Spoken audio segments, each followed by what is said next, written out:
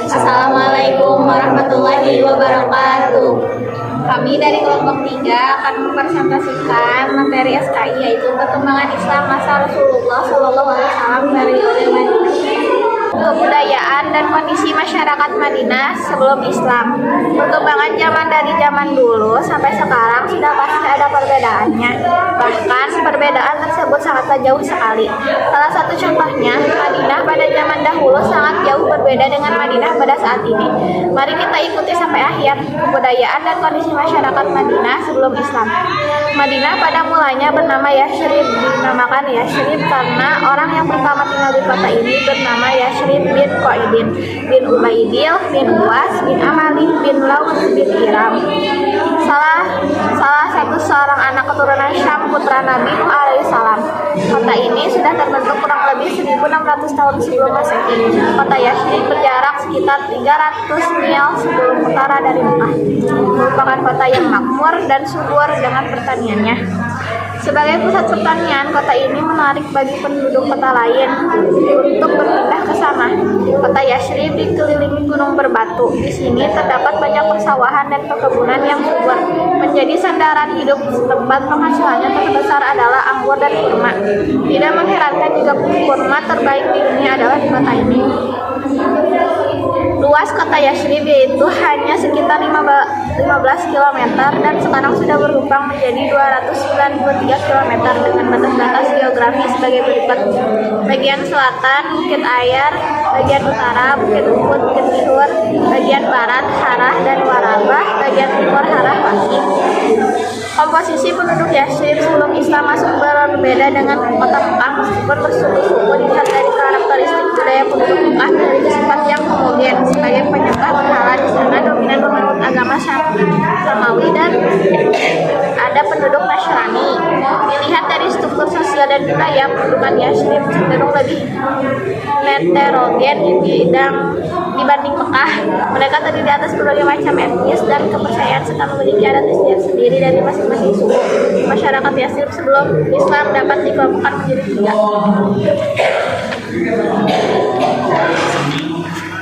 1. Suku Aus dan Khozraj. Kedua suku ini awal mulanya adalah nama dari 2 orang saudara kandung anak dari Haris bin Sa'labah dari istrinya yang bernama Julah binti Al-Akram bin Amr bin Jabbar.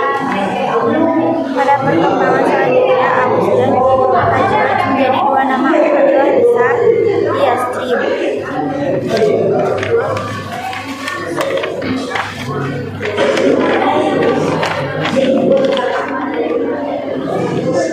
Kaum Yahudi. Ketika kaum Yahudi berada di bawah tekanan bangsa Asyur dan Romawi, mereka cenderung berpihak kepada orang-orang Hijaz, walaupun pada dasarnya mereka adalah orang-orang Ibrani. 3. Kaum musyrik. Mereka adalah orang-orang musyrik yang menetap di beberapa kabilah Madinah. Mereka tidak memiliki kekuasaan atas penduduk Yashrib. Bisa dikatakan bahwa mereka adalah kaum minoritas yang hidup di Yashrib. Materi 2 tentang substansi dalam strategi Rasulullah SAW dalam periode Madinah. 1. Membangun masjid. Langkah pertama yang dilakukan oleh Rasulullah SAW adalah mendirikan masjid yang kemudian diberi nama Masjid Nabawi. Pada lokasi unta tersebut itu, beliau memerintahkan mendirikan masjid ini. Beliau sendiri ikut serta dalam proses pembangunan. Di tempat inilah dakwah Rasulullah mulai dilakukan, yaitu dengan melakukan sholat jamaah, pengenalan dan penanaman ibadah, mahdoh, muamalah, dan kegiatan-kegiatan keagamaan lainnya, sehingga wilayah di sekitar masjid menjadi ramai. 2. Mempersatukan suku Aus dan Khozraj. 2 suku yang sering bertikai ini disatukan untuk kemudian mereka melebur menjadi kaum Ansar yang menolong hijrahnya Rasulullah SAW. 3. Mempersaudarakan kaum muhajirin dan kaum Ansor. Di samping membangun masjid sebagai pusat perkumpulan dan persatuan, Rasulullah SAW juga melakukan langkah lain yang merupakan sesuatu yang paling indah yang pernah kita terabadikan dalam sejarah, yaitu mempersaudarakan kaum Muhajirin dan kaum Ansor. Persaudaraan berdasarkan agama yang menggantikan persaudaraan yang berdasarkan darah, sehingga suasana menjadi lebih damai dan aman. Dengan mempersatukan kedua saudara atas dasar agama, maka persatuan di antara mereka semakin kokoh.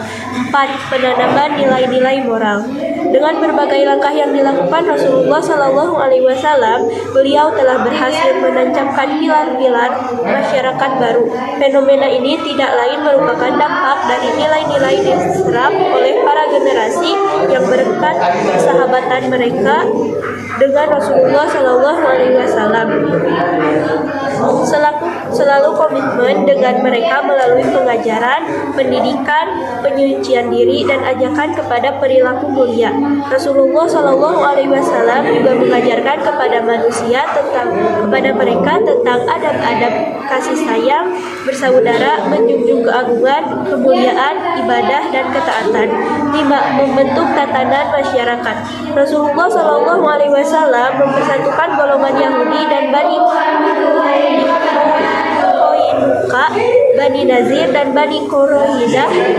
Rasulullah SAW membentuk suatu perjanjian yang melindungi hak-hak asasi manusia di Madinah dan kemudian disebut dengan Piagam Madinah. 1. Piagam Madinah. Lahirnya Piagam Madinah yang diperkirakan kurang dari 2 tahun Rasulullah SAW dalam dakwah berhasil mengadakan konsolidasi dan negosiasi dengan berbagai kelompok kepentingan. Madinah selanjutnya tampil sebagai pemimpin serta menata kehidupan sosial politik di sana. Piagam Madinah ini secara tidak langsung menandai dirinya sebuah negara. Piagam tersebut menjamin kebebasan beragama Yahudi, menekankan kerjasama sedekat mungkin di kalangan Islam, Muhajirin dan Ansor, menyerukan kepada kaum Yahudi dan orang-orang Islam. Poin-poin penting terdapat dalam Piagam Madinah yang menggambarkan bentuk negara dan sebagai berikut.